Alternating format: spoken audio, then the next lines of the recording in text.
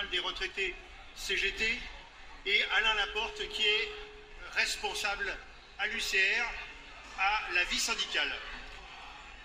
Le 8 octobre, Jean-Pierre Ferret, vous appelez les retraités à manifester une nouvelle fois, et encore une fois dans l'unité syndicale.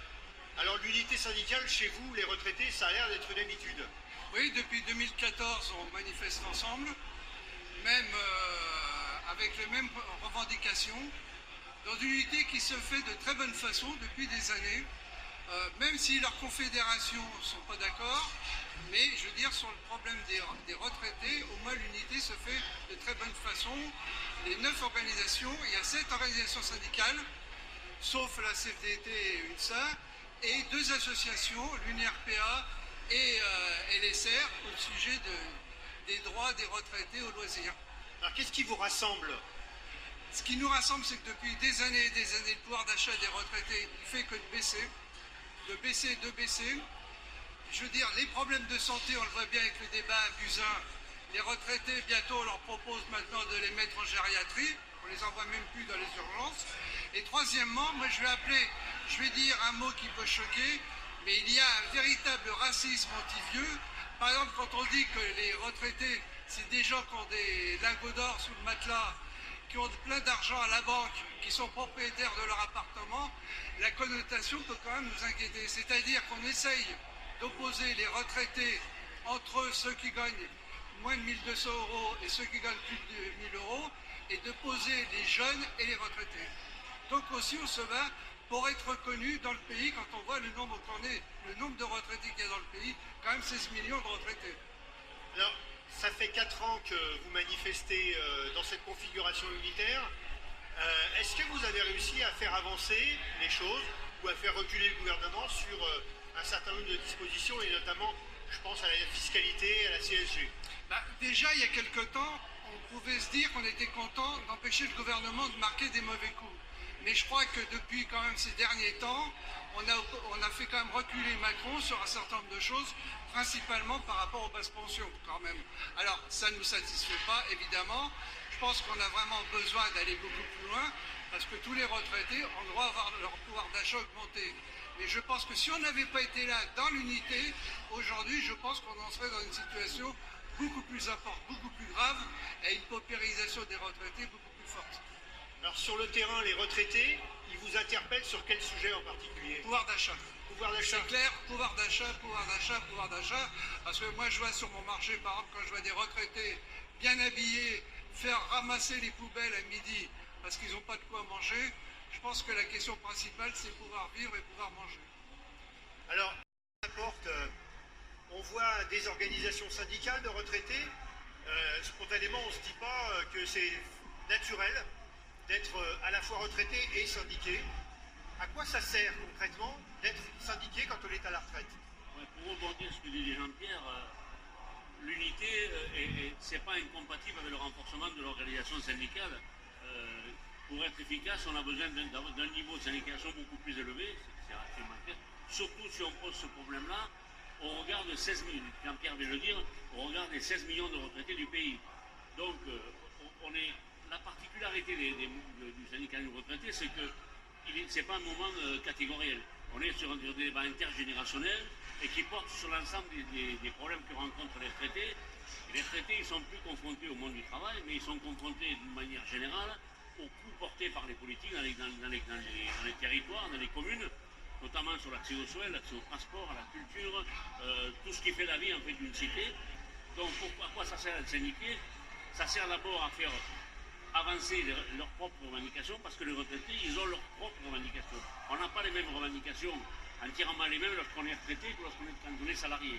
D'abord, on n'a pas de patron en face, on n'a plus ce rapport travail-salaire, on est sur des moyens de vivre et de vivre dignement. Alors concrètement, il y a de la perte en ligne entre le moment où on est syndiqué au travail et le moment où on est en retraite. Oui. Je sais que c'est un problème que vous débattez régulièrement dans les congrès de l'UCR. Concrètement, quelles dispositions vous avez prises pour favoriser cette syndicalisation des retraités? Alors c'est ce que nous on appelle d'une manière générale la continuité syndicale, même si ce n'est pas toujours bien adapté, mais effectivement, il y a une perte au moment du passage à la retraite. Il y a peut-être quelques raisons sur lesquelles il faut qu'on regarde un peu plus près. Notre syndicalisme CGT, il est lié principalement au travail. On peut considérer, certains pourraient considérer, que lorsqu'on quitte le travail, après avoir passé des années à lutter, quelquefois sans pas obtenir bien des résultats, eh bien on considère que plus de travail, plus de syndicalisation. Ça c'est faux, puisque les problèmes des retraités, ils sont de notre nature, je viens d'expliquer.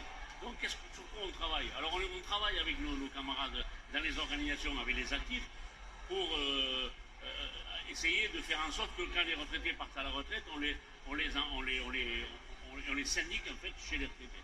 Parce que le syndicalisme CGT, c'est pas un syndicalisme associatif, c'est un syndicalisme revendicatif. Donc à partir de là, mais il faut encore que pour faire ça, le syndicalisme retraité il soit suffisamment attractif pour que les camarades ils restent dans une activité. Donc on travaille ça avec nos camarades actifs, et puis on travaille aussi d'une manière générale le renforcement qu'on pourrait appeler pur et dur, c'est-à-dire des opérations carte en main, des démarches dans les marchés, comme disait Jean-Pierre, sur la syndicalisation de camarades qui n'ont jamais été syndiqués, ni en activité, ou syndiqués ailleurs. Et on voit bien qu'aujourd'hui, le syndicalisme retraité, il souffre quand même, comme tout le syndicalisme en général. Mais c'est vrai que c'est un débat récurrent depuis le congrès de Bordeaux notamment, c'est un débat récurrent à l'UCR sur cet aspect du pourquoi être syndiqué et pourquoi faire. Effectivement, si on n'avait pas eu cette démarche revendicative dans la période, on aurait encore des prix beaucoup plus durs. On n'a pas entièrement gagné, mais on n'a pas tout perdu non plus. Ce qui a été fait, les retraités, ils savent le reconnaître à un moment donné. Donc, je pense qu'on doit continuer à mener ce combat sans cesse sur l'opposition, en fait, à faire en sorte que les retraités, les salariés, quand ils partent à la retraite, ils aient le droit de bien vivre. Très bien. Jean-Pierre, tu as insisté tout à l'heure pour avoir un exemplaire d'un journal que tu voulais nous présenter. Oui, alors, je crois qu'il y a un journal qui est Vie Nouvelle.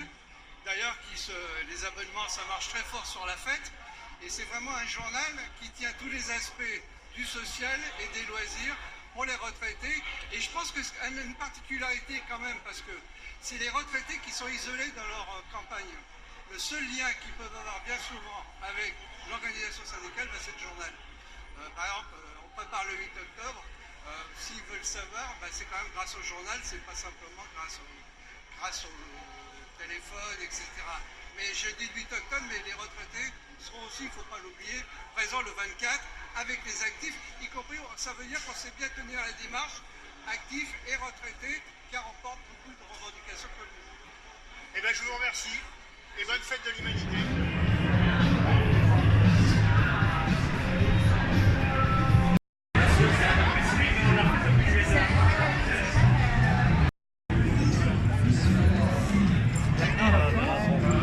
L'activité syndicale est une chaîne aujourd'hui pour le grand patronat. Dans notre pays, je ne vais pas toutes les citer, mais effectivement, il y a celle aujourd'hui qui fait la une de l'actualité. 98% dans certains endroits, je regarde les camarades de la RATP pour pas me faire engueuler, mais 98% de la liste, c'est pas une affaire de spécialistes. C'est pas une affaire d'économistes, c'est pas une affaire de techniciens, c'est l'affaire de tout le monde, et tout le monde peut évoquer et défendre notre système de retraite qui est le meilleur au monde. La solidarité, c'est pas la charité. La charité, c'est ce qu'il nous propose. C'est-à-dire un système où si tu es en bonne santé, en pleine forme, pas de maternité, pas de chômage, tu as des chances d'avoir une retraite, j'allais dire, à peu près correcte. Pour tous les autres, débrouillez-vous et vous aurez votre retraite quand vous pourrez. Et nous, on veut une retraite quand on veut, c'est-à-dire une retraite à 60 ans, avec une pension qui nous permet de vivre dignement, correctement. 30 ans de présence de la CGT à Uzès, un super festival. Vous y découvrirez, tous ceux qui nous reprochent des fois d'avoir abandonné ce sujet, on gagne à être connu, y compris sur nos liens avec la culture.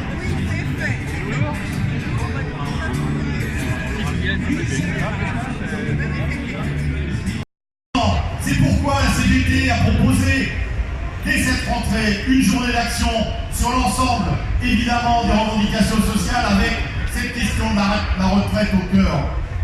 Mais évidemment, ça demande que chacun ait comme objectif la réussite du bien commun.